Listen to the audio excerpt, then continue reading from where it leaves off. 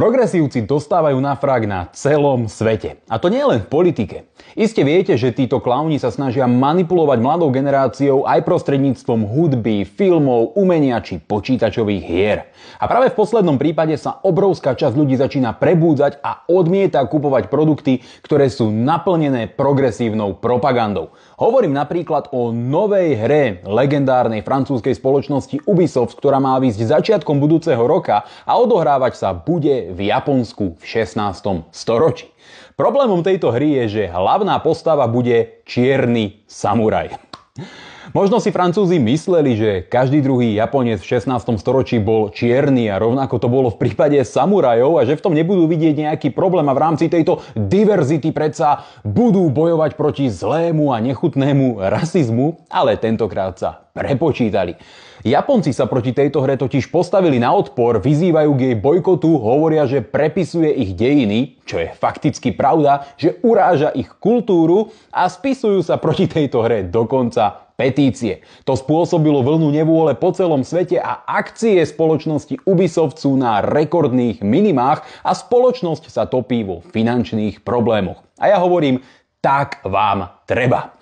Druhým skvelým príkladom, ako táto progresívna agenda ničí celý priemysel a spôsobuje finančné ťažkosti pre týchto klaunov, ktorí takéto nezmysly vyrábajú, je nová hra z legendárnej série Dragon Age nazvaná Veilguard, ktorá zase obsahuje tzv.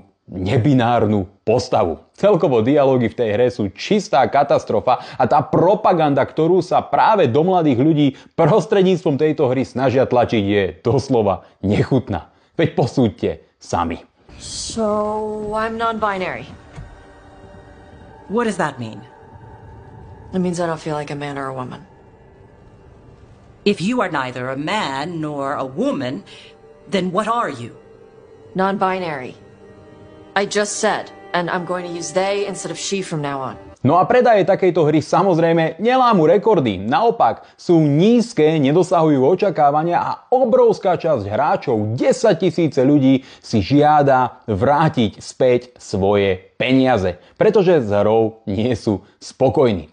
Takéto príklady mi dávajú veľkú nádej, že ľudia na celom svete začnú chápať, že táto progresívna propaganda, tieto nezmysly, dúhová gender ideológia, tieto multikultúrne výmysly a prepisovanie našich dejín skrátka vo svete nemá mať miesto. Minimálne normálny, zmýšľajúci človek musí takéto zvrátenosti a takéto útoky na kultúry, národy, identity či hodnoty odsúdiť. Dúfam, že všetci tí, ktorí takúto nechutnú propagandu tlačia do hier, filmov, umenia, ale aj politiky, čoskoro skončia na smetisku našich dejín a vrátime sa k normálnosti.